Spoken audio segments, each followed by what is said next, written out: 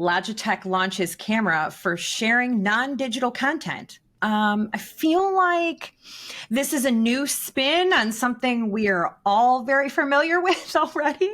Like, does anybody want to tell them that it's a document camera?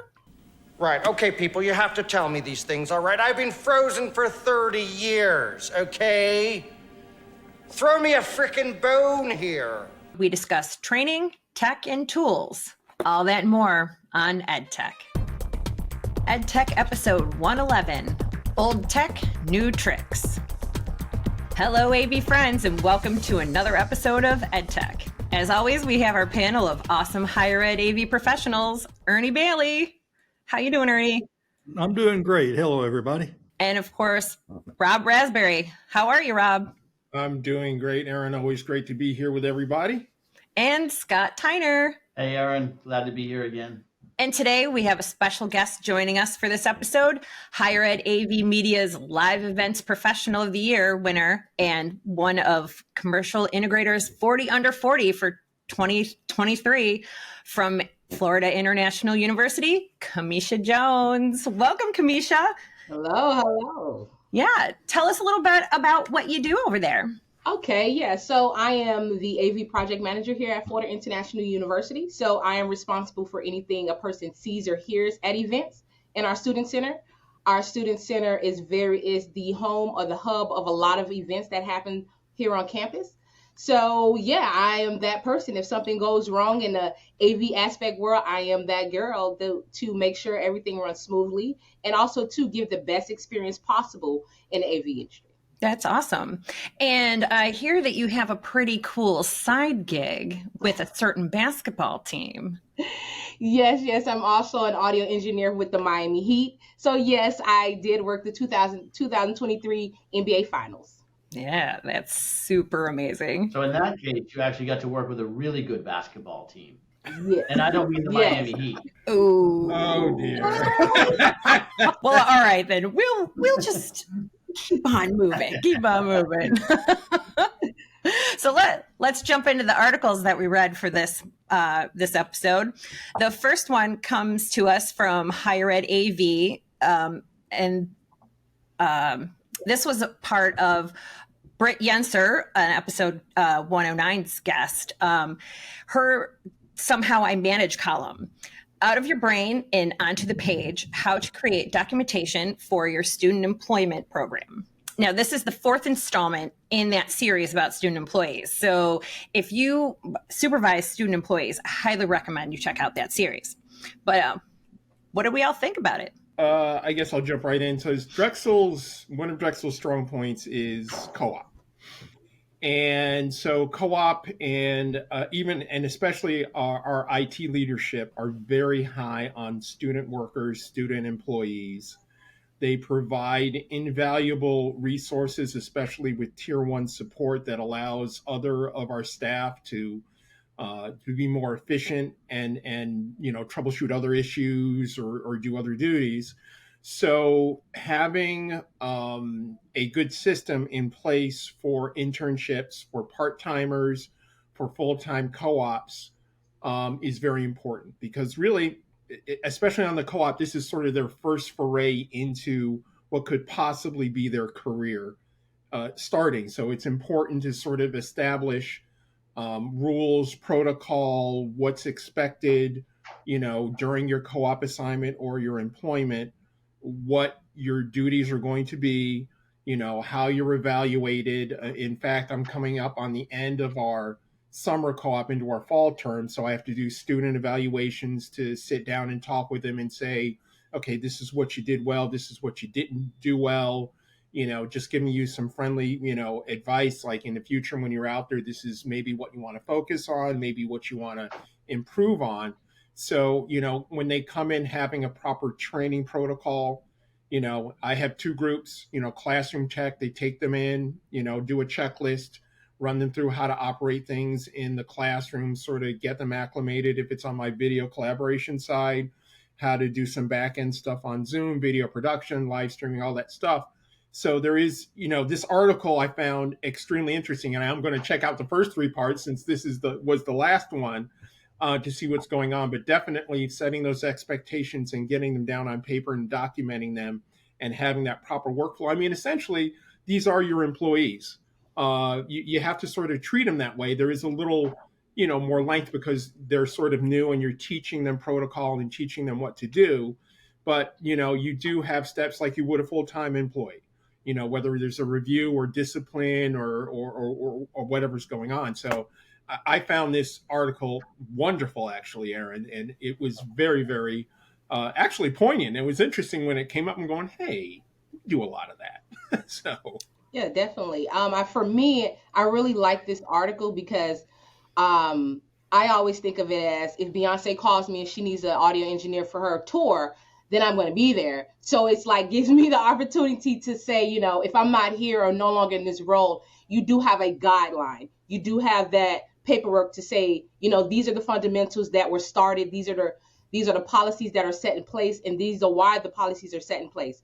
So for me, it just gives us that reassurance to say, make sure you get everything down that might be, the nooks and crannies of something that, you see that's something wrong in your policies or anything like that, and you can fix it and things. So I really find that article very helpful, especially how she breaks things down as far as like, okay, what is happening? For an example, a standard that's not really common that people are used to, it's set in place because this is what's usually happened. Because everybody student worker I'll say we're kind of similar. They're students. We're dealing with students who are so entwined with the social media and things like that. So getting them to be up to date as far as like what's the technology is happening. Hey, get off your phone a little bit. This is what's now. This is what's happening now. So I really love that. I really love the article and how it was set and definitely how it was written, and definitely well written and also very detailed. And, we need something like that. Like I said, if we're here, we're not always going to be in our current positions and things like that. We might move on and things like that, but we do have that rubric, that foundation that make it better. So, yeah. Absolutely. Like some of these, young adults, this is one of their first steps into actual employment. So we have to try to, set a good example and set them up for success, because it's so easy to just be like, oh, they're just students and whatever. But, eventually they're going to go on to full-time jobs, and they're going to, they need to have, some of these, habits in place before they go out into the real world. And it's easy to excuse some things because we're like, well, they're students, but it's a real job. They're making real money. So, we have to make sure they're set up. Definitely. And I want to piggyback off that. My student workers, I'm very a vessel for my students to make sure they succeed. So I have a student who will be working with the Miami Heat this upcoming season.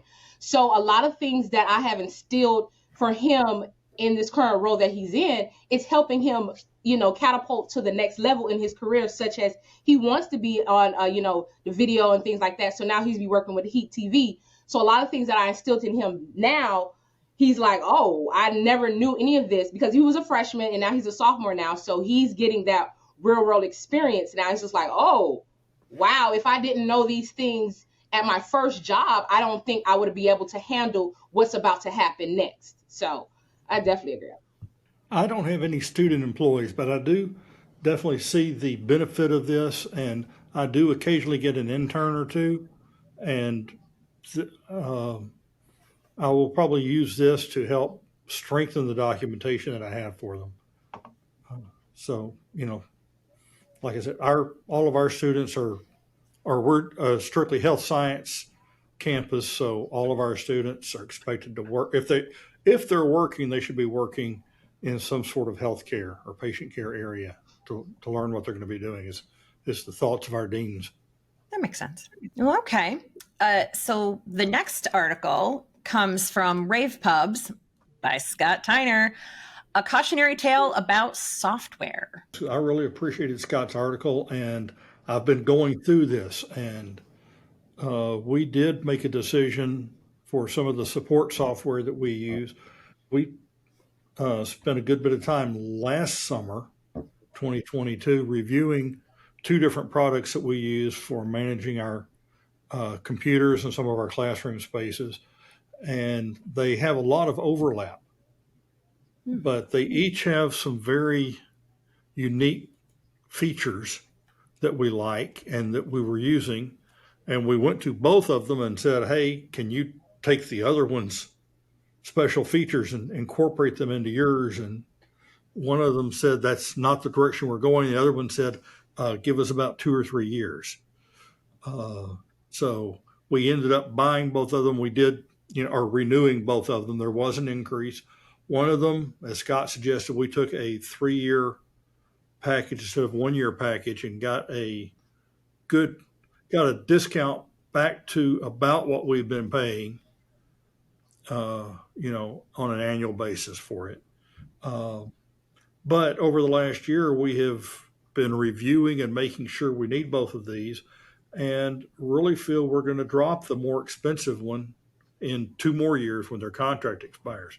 We're kind of phasing out of it just to make sure that, we can work without it. But it's, you weigh the cost versus the cost of everything else and what's the most important thing you can have.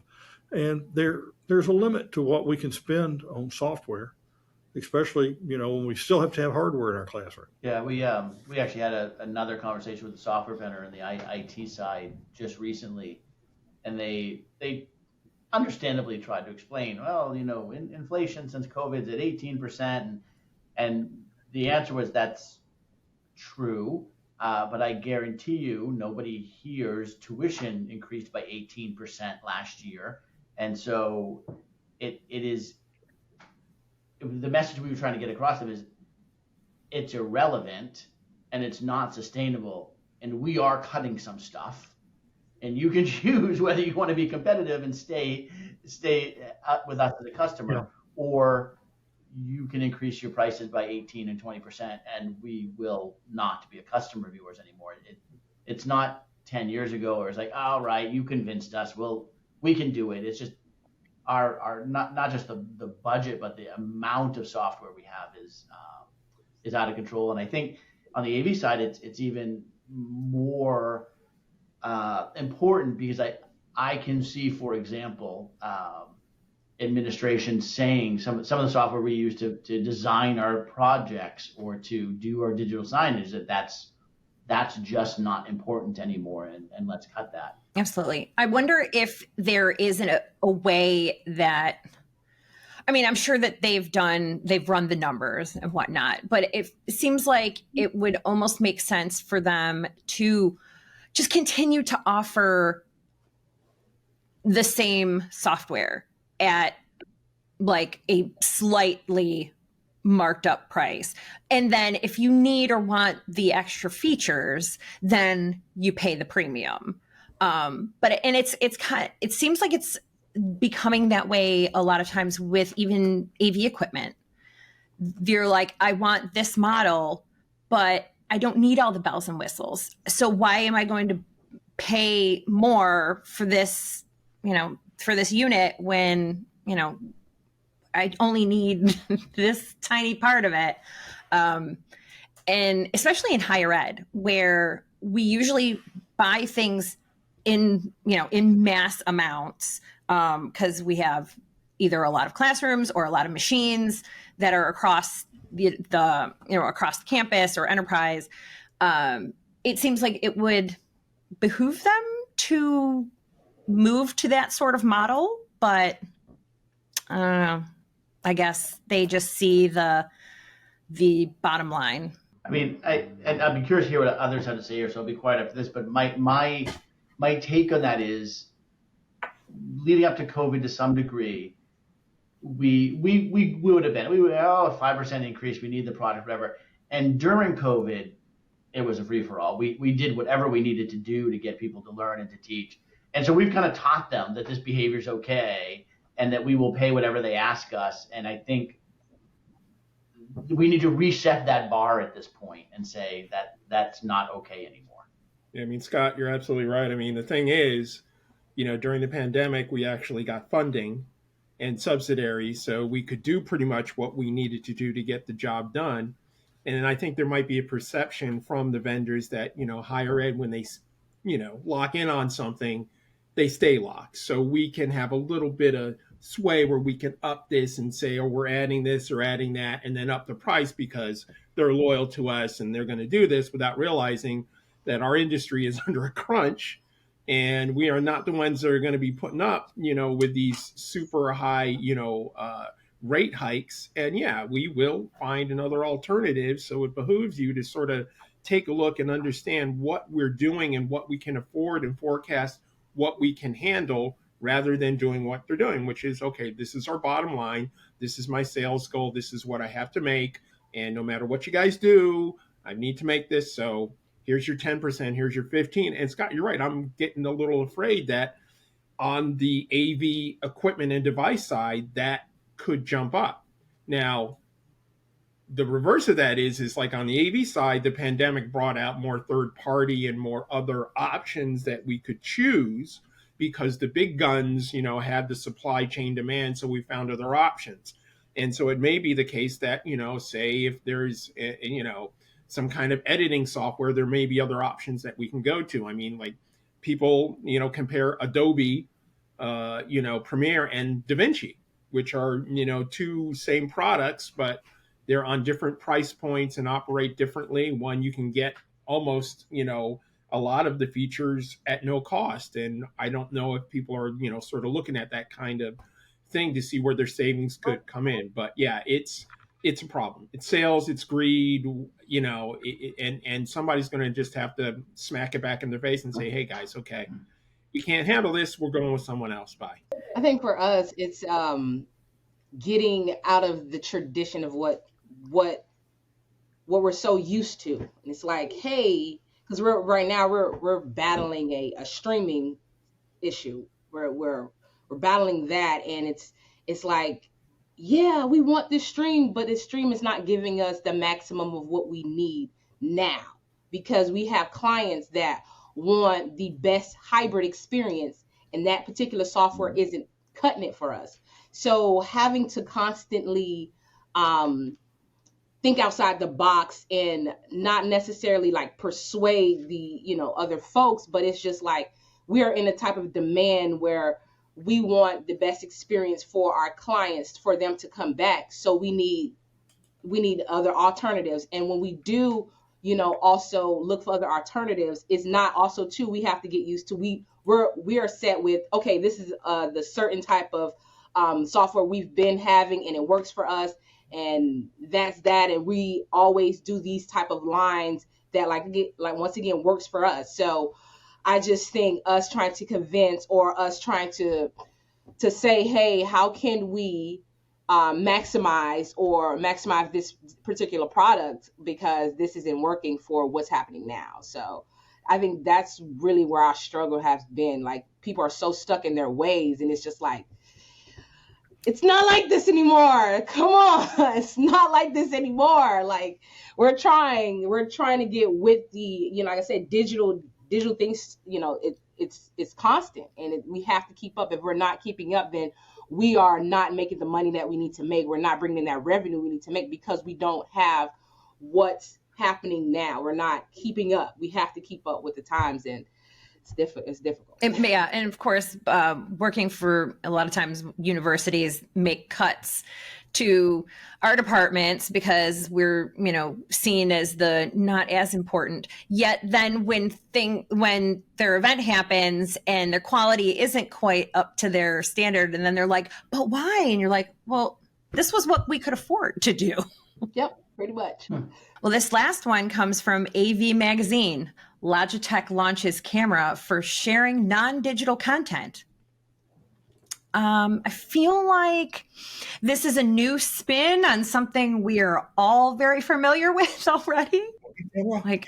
Does anybody want to tell them that it's a document camera? I can sort of jump in on it, and you're absolutely right, Ernie. It's a document camera, but it's something that it seems like they're making, masking it as something that's extremely accessible, and you can move it. And granted, it is articulating and can move up and down and everything. But then, hey, maybe we could come up with tripods ourselves that do the same thing and stick our own camera on it and do it ourselves. But that being, the idea in of itself and the way they're marketing it is sort of nice. Being able to move your camera down and get a different view on a 3D model or something like that. But yes, it's more like a little different spin on the document camera.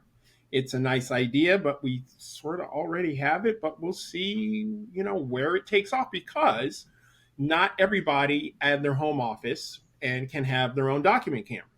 So, I think there is a niche there that they're trying to get to that they very, very well may grab onto. And I was watching like a couple of their videos to see what they were looking at, and I didn't see a whole lot of classroom stuff. It was more presentation and home office, that kind of thing. So I found that sort of curious. Does everybody's classrooms still have like a document camera in them as a standard, or regularly use them still? We put document cameras in, but we're generally putting in devices very similar to this. Just a USB device. It's no longer a standalone device with its own button on the touch panel. It's a extension off the PC. One thing I have not looked at on this Logitech is the price. I didn't see that anywhere. And, how is it going to compete with the other ones that we're putting in there? That would be the big selling point for me, was if it was a little bit more affordable than what we're seeing out there right now for standard document camera. Because even the USB ones I'm always surprised at how much I'm paying for them, even when I buy them by the dozen. Yeah, we have document cameras as a standard still, but more like what Ernie is saying. They're not the old ones with the flat bed that you can put the light on to behind, underneath and the like. And it is funny because we've had faculty for a long time turn the head of the document camera to show different things in the room and the like. I actually think it's kind of cool. And actually, I didn't go to the detail you did, Rob, but it is actually really interesting, I think, for a home office as well. And does it become even a webcam for a home office that converts to do a bunch of other stuff? But I guess that will come down to that price point that Ernie mentioned. We've used them as webcams in classrooms, especially at the beginning of COVID, where I had some of those sitting out, but I did not have a webcam, and I had webcams back ordered. We would do exactly what you said. We would just turn them. Some of them actually have microphones in them. So, I don't know about the Logitech. I would think it's probably just one of their standard cameras. I didn't dig into it real deep because, like Aaron said, this is nothing new for us. This is what we do all the time. It does have a neat little look to it. It's a little bit different than the other ones, but it's a standard technology for us. Like I said, if it's, less expensive, Logitech's known for decent quality at a low price and reliability. So I would definitely look at it. For us, we do have dot cams, and we have a lot of seasonal professors, so they prefer the dot cams a lot. They are usable. We do have some younger professors as well, but they don't use the dot cam. They're just use everything from emails or something else.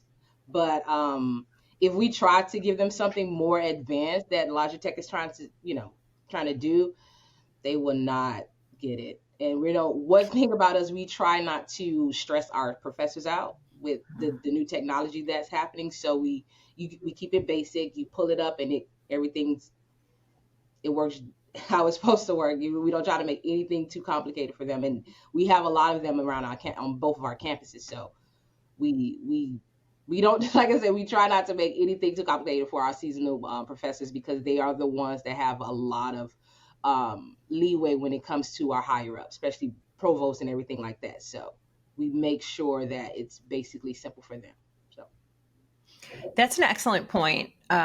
I feel like there's so many things, like technology things that come out that are really cool and innovative, and we're like, yeah, that has so many things that we could do in the classrooms. But when it boils down, you're like, are they actually going to be able to use it? Like, is it like, does it have a real use case outside of those couple of like early adopter kind of faculty? Because most of them tend to be a little on the later end of the tech curve. So yeah, it is kind of one of those struggles that you'd have to see who would kind of latch onto that, and if it would be worth kind of making it a wider spread option. But I do like the potential for like office use, or if instructors are recording like flipped classroom type videos and stuff, like that could be a really good use case for them. Thank you guys, as always, for the fantastic talk. And let's see, Ernie, how can anybody reach you if they want to say hey? You can find me on LinkedIn. And Rob, how about yourself? You can find me on LinkedIn. My email is rer37@drexel.edu if you need to shoot me an email. Awesome. And Scott, how about yourself? Find me on LinkedIn or on Twitter. Excellent. And Kameesha, thank you so much for joining us today. And how can anybody reach you if they are, want to? Yes, you can reach me on LinkedIn at Kameesha Jones, or you can reach me on Twitter at K1117. Awesome. And as for me, you can find me on the Twitters at Smearin_off_ice, or on LinkedIn, or you can find me on the HETMA community. And as always, thanks for joining us, and see you next time. The network for the AV industry. What are you listening to? This is AV.